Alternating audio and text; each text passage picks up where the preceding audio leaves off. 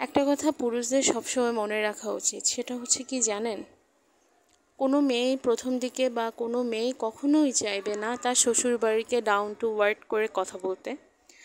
কারণ একটা কথা সবসময় একদম মাইন্ডে গেঁথে রাখতে হবে পুরুষদের জন্য, যে একটা মেয়ে যদি তার শ্বশুরবাড়ির জন্য একদম সর্বোচ্চ পরিশ্রম করে যদি তার বিনিময়ে একটু অ্যাপ্রিসিয়েশনও যদি না পায়, এরপরেও যখন কোনো ব্যক্তি তার ওই মেয়েটার শ্বশুরবাড়ি নিয়ে যদি একটু কটূক্তি করে, তখন বলবে মেয়েটা আগে যে আমার শ্বশুরবাড়ি নিয়ে কথা বলার অধিকার আপনাকে বা তোমাকে কে দিয়েছে। সে যতই তার আপন হোক, বাপের বাড়ির মানুষের সাথেও কখনো কখনো কোনো ক্ষেত্রে বেঁধে গেলেও এই কথা আমরা বলতে দ্বিধাবোধ করি না।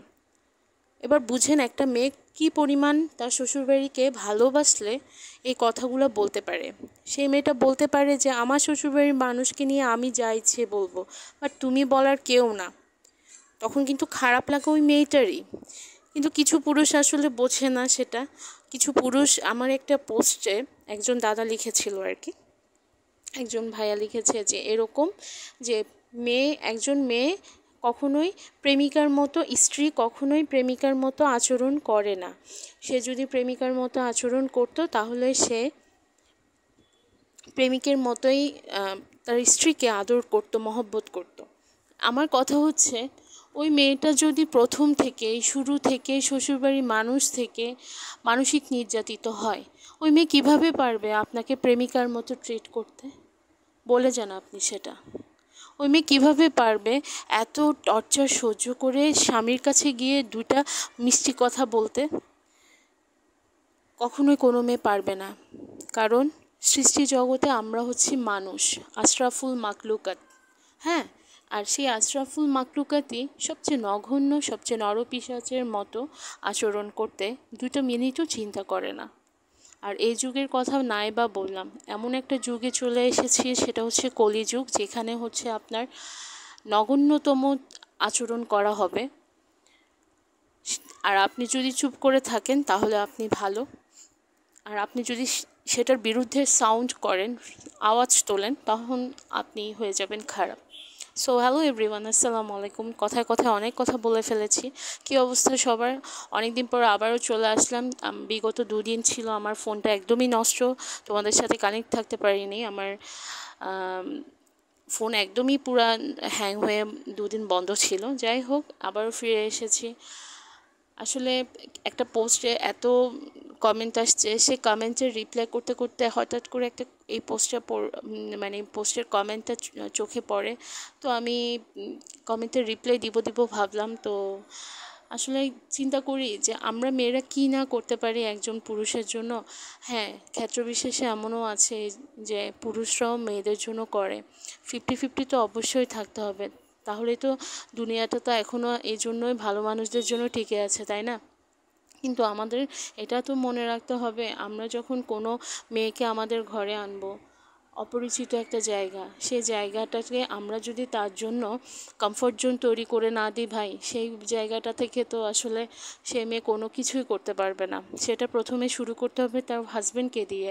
হাজব্যান্ড যখন তার পরিচিত মানুষদেরকে তাকে একটা কমফোর্ট জোন তৈরি করতে শেখাতে বলবে, তখন দেখা যাবে যে ওই তার শ্বশুরবাড়ির মানুষগুলো তাকে যদি কমফোর্ট জোনের জায়গাটা তৈরি করে দেয়, কারণ হাজব্যান্ড তো সবসময় একজন বউয়ের পাশে থাকতে পারছে না, তার কাজ আছে, তার কর্ম আছে, অনেক কিছুই থাকতে পারে। সো ওই একটা মেয়ে কিন্তু শ্বশুরবাড়িতে 80% সময়টুকু দেয়, বাকি 20% সে তার আলাদা একটা জগৎ তৈরি করে নেয়। কখন? যখন সে তার শ্বশুরবাড়িতে একটা সেটেলমেন্টে যায়। সো এই ব্যাপারগুলো আমরা পুরুষরা কেন ভুলে যাই, আপনারা পুরুষরা কেন ভুলে যান যে একটা মেয়েকে যদি আমি আমার বাড়ির মানুষদের সাথে একটা ভালো পরিবেশ খাপ খাইয়ে দিতে পারি, সে মেয়েটা অবশ্যই থাকতে বাধ্য হবে। সে মেয়েটা কখনোই চাইবে না তার শ্বশুরবাড়ির মানুষকে নিয়ে কটু কথা বলতে। কিন্তু একটা মেয়েকে আনা মাত্র যদি আপনি মানসিক নির্যাতন করলেন কথার মাধ্যমে, তাকে কাজের মাধ্যমে মানসিক নির্যাতন করলেন, তখন ওই মেয়েটা কি আপনার কাছে কি বলবে বলেন? আপনাকে নিশ্চয়ই সুন্দর কথা বলবে না। আপনাকে নিয়ে তখন সে রঙিন যে দুনিয়াটা চিন্তা করছিল, সেটা হয়তো নিশ্চয় সে আর ভাববে না। কারণ আপনি তাকে রেখে যখন চলে যান, তখন আপনার বাড়ির মানুষগুলো তার সাথে কি ব্যবহার করে সেটা তো দেখতে হবে। যুগের ক্ষেত্রে যুগের সাথে তাল মিলাতে মিলাতে আমাদের মা চাচিরা অনেকটাই চেঞ্জ হয়েছে আলহামদুলিল্লাহ।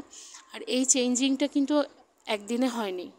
মানুষ, আমাদের পূর্বপুরুষরা যারা মা চাচিরা যারা ছিলেন, তারা অত্যাচারিত হতে হতে হতে চুপ করে থাকতে থাকতে থাকতে তাদের জেনারেশন বাই জেনারেশন এগুলোর সাউন্ড তুলতে তুলতে নাও অ্যাট প্রেজেন্ট এখন এটার একটা ভালো ফিডব্যাক আসতেছে আলহামদুলিল্লাহ। আমি বলবো এখনকার যুগে যারা যারা হচ্ছে শাশুড়ি মা আছেন, শ্বশুরবাড়ি বলেন, শ্বশুরবাড়ির পুরো ক্ষেত্রটাই বলেন, অনেকটাই মেয়েদের জন্য একটা কমফোর্ট জোনের জায়গা হয়েছে। একদম চিন্তাভাবনা চেঞ্জ হয়েছে। আসলে আমরা একটা সময় শ্বশুর শাশুড়ি হব। আপনার হাজবেন্ড যদি দেখছেন যে আপনাকে টর্চার করতেছে, আপনার হাজবেন্ড দিব্যি চুপ করে আছে, সে কিছুই বলল না, তখন কি ইচ্ছে করবে সেই মানুষটার আপনার সাথে দুটো মিষ্টি করে কথা বলতে?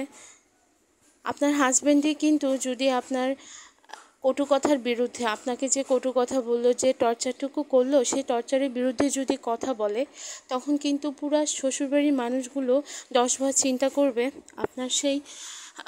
আপনাকে নির্যাতিত করতে। এটা সব পুরুষরা আসলে বুঝে না। কিছু পুরুষ আসলে চুপ থাকে, যে পরিবারের মানুষরা হয়তো বলবে সে বউ পাগল হয়ে গেছে বা সামথিং। ক্ষেত্রবিশেষে এটাও দেখা যায় যে পুরুষরা ভালো পড়ে, দেখা যায় বউরা একটু খারাপ পড়ে যায়। তখন কিন্তু আসলে কিছু বলার থাকে না। যখন একটা মেয়েই খারাপ হয়ে যায় শ্বশুরবাড়িতে, তখন কিন্তু বিপরীত সিস্টেমটাই হয়ে যায়, যেটা হচ্ছে শ্বশুরবাড়িটা ভালো পড়লো কিন্তু মেয়েটা হয়ে গেল খারাপ। তখন আসলে শ্বশুরবাড়ির মানুষগুলো তাকে খাপ খাওয়ানোর চেষ্টা করে। শ্বশুরবাড়ির পক্ষগুলোর পক্ষ থেকে অনেক সাপোর্ট থাকে। তো ওভারঅল সব মিলে একটা কথাই বলবো যে যুগের ক্ষেত্রে তাল মিলাতে মিলাতে অনেক চেঞ্জ আসছে শ্বশুরবাড়ির নিয়ম কানুনের ক্ষেত্রে। শুধু একটা জিনিসে এখনও পর্যন্ত চেঞ্জ আসেনি, সেটা হচ্ছে ডাউরি, মানে যৌতুকে এখনও চেঞ্জ আসেনি। এটা এখনও চলমান রয়েছে। সবাই এখন হয়তো এটাকেই বলতে থাকে যে আমি আমার মেয়েকে দিচ্ছি, আমার মেয়েই ভোগ করবে।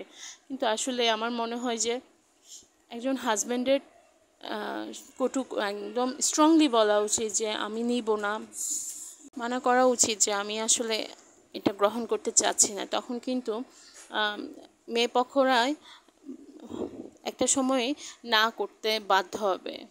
এটা যদি প্রচলিত প্রথা, আমাদের চিরঙে এটা বেশি থাকে, তো এটা যদি প্রচলিত প্রথা অনুযায়ী প্রথা তৈরি হয়, তখন দেখা যাবে মেয়ের বাবাকে ধার দেনা কর্য করে বড় বড় যৌতুকের সব ফার্নিচারগুলো শ্বশুর বাড়িতে দেওয়া লাগছে না।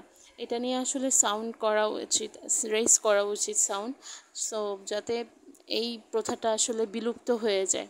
অনেক প্রথাই বিলুপ্ত হয়েছে, কিন্তু চিটাগাংয়ে কিছু আঞ্চলিক প্রথা এগুলো আসলে এখনও বিলুপ্ত হয়নি। যার জন্য চিটাগাংয়ে বিয়ে মানেই হচ্ছে যে আউট ডিস্ট্রিক্টের একটা ছেলের হয়তো একটা চিটাগাংয়ে মেয়েকে পছন্দ হয়েছে, কিন্তু সে এই ধরনের নিয়ম নীতির প্রচলিত যে প্রথা, ওইটার ভয়ে সে বিয়ে করতে পারছে না।